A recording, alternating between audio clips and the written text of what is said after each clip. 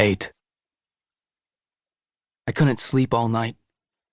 A foghorn was groaning incessantly on the sound, and I tossed half-sick between grotesque reality and savage, frightening dreams.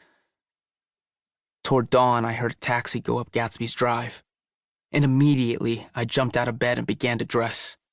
I felt that I had something to tell him, something to warn him about, and morning would be too late.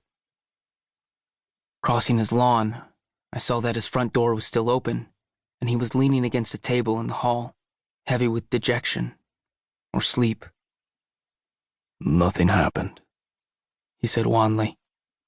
"I waited, and about 4 o'clock she came to the window and stood there for a minute, and then turned out the light." His house had never seemed so enormous to me as it did that night when we hunted through the great rooms for cigarettes. We pushed aside curtains that were like pavilions and felt over innumerable feet of dark wall for electric light switches. Once I tumbled with a sort of splash upon the keys of a ghostly piano. There was an inexplicable amount of dust everywhere, and the rooms were musty, as though they hadn't been aired for many days.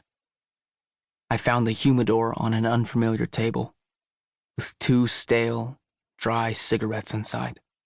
Throwing open the French windows of the drawing room, we sat smoking, out into the darkness. "You ought to go away," I said. "It's pretty certain they'll trace your car." "Go away now, old sport." "Go to Atlantic City for a week, or up to Montreal." He wouldn't consider it. He couldn't possibly leave Daisy until he knew what she was going to do.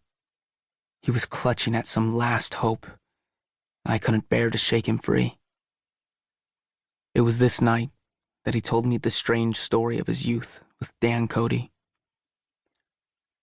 Told it to me because Jay Gatsby had broken up like glass against Tom's hard malice, and the long, secret extravaganza was played out.